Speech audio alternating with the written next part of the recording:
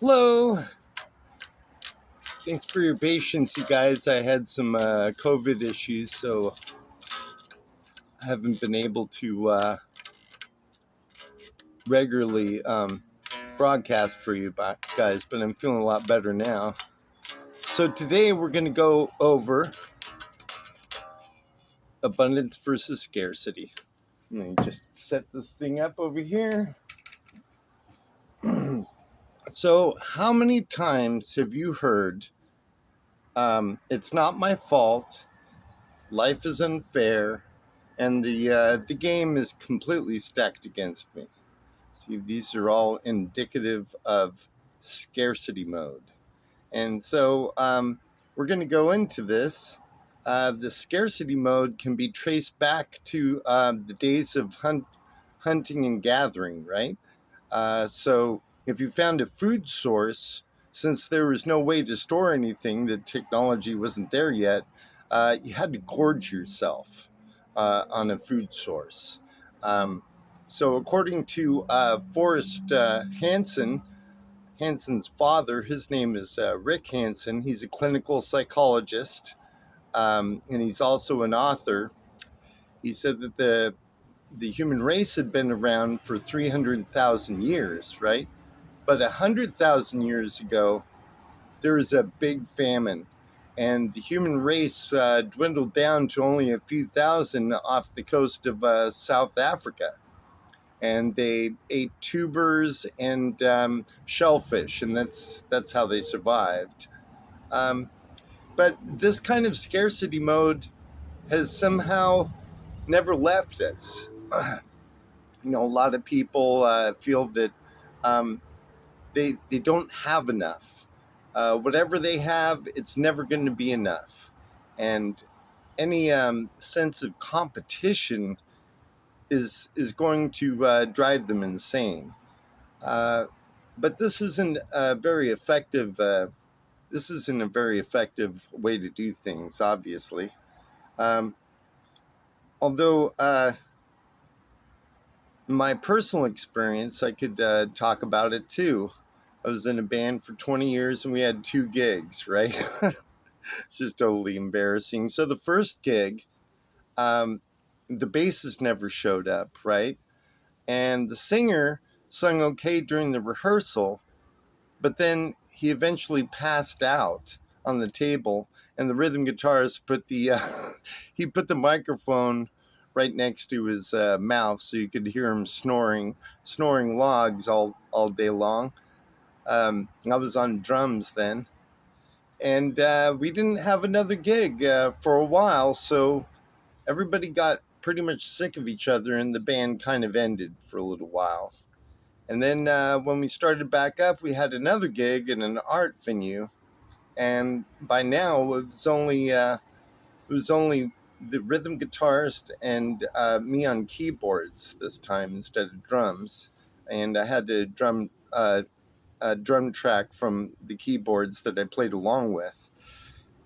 The guy was ghost white. He had to have a smoke.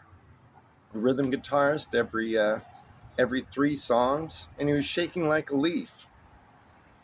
And that's how I avoided making mistakes, right? So I'm in a band that doesn't hardly play in front of a live audience, so there weren't really many witnesses to my mistakes, right? And everything was groovy. But that's not the most effective way of being a performing bassist, right? You have to get yourself out there. You have to determine exactly how long you have to memorize the lyrics and the bass line before you go up there. And before I started performing, I was just hanging out, watching people. And there's this one guy named Gene, a really congenial guy, very friendly. He always he could read the chord patterns, and he had no problem playing bass, right? He wasn't Geddy Lee or anything, but he was incredible in that I never really witnessed him making a mistake for 2 years. So after I got laid off, I started performing because I could sign up for the list on time. If you don't sign up for the list on time, you're not going to perform. So I started performing, and I realized that I had not spent enough time on the lyrics. The bass was okay, but the lyrics were spotty. I'd miss out on the first verse or the second verse, or the chorus. Something was mucked up. So with the short-term failures, I was able to determine that I needed about a week to work on the lyrics and the bass to make it sound right. You can't pull off "Don't Bring Me Down" by the Beatles with a couple of days of practice, okay? But I noticed that the more that I performed, this guy Gene wouldn't bring his bass around as often. And this is the thing about competition. It makes some people nervous. So he brought it out like a couple of weeks later on a Friday night. And then the following Wednesday, I asked him, well, where's your bass? And he said, well, you're here. And that really made me mad. I spun around and walked away from him. I should have handled it a little more diplomatically, to tell you the truth. But that was another aspect of scarcity. So there's this competition going on. I always got to get ahead. Um, the fear of ultimate failure, holding on to a sense of entitlement, is the worst thing you can do in the world, right? You don't want others to succeed. Well, that's completely ridiculous. There's plenty of people up there that have been performing for years along with Gene, and focusing on the limitations. So today I just wanted to let you know that you can always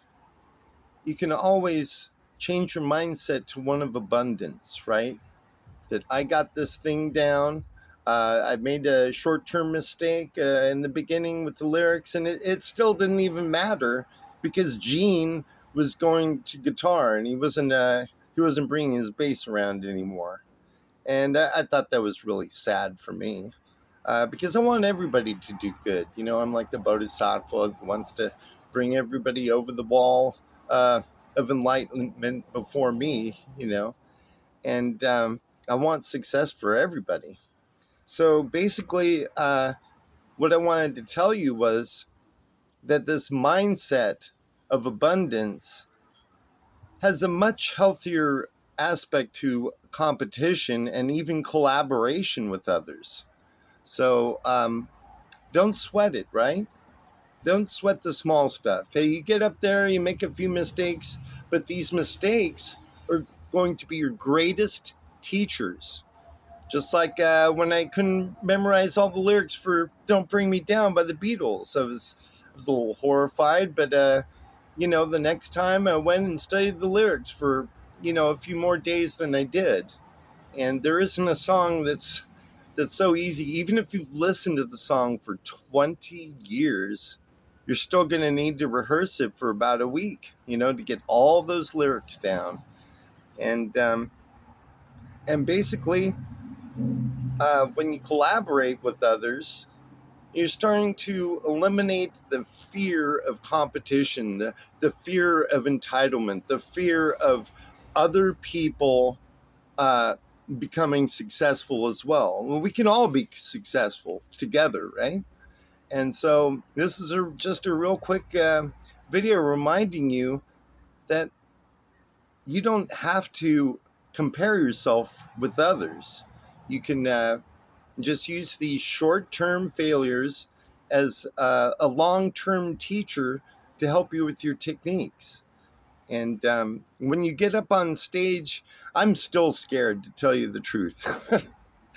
But when I rehearse a song enough, like I said, a week for lyrics and the bass, just to get it down, the fear is still there, but you can use the fear in constructive ways. Even if the fear is still there, you can utilize it. And I wanted to really drive that point home with you guys, okay? So you guys just take care. Have a wonderful day. And thank you for listening. I really appreciate you, each, um, each one of you. And it wasn't fair getting COVID for that for the last couple of weeks, but I'm getting it over it now, and I'm going to be posting much more regularly. You have a wonderful day. Peace, love, and happiness to you. All right. See you later.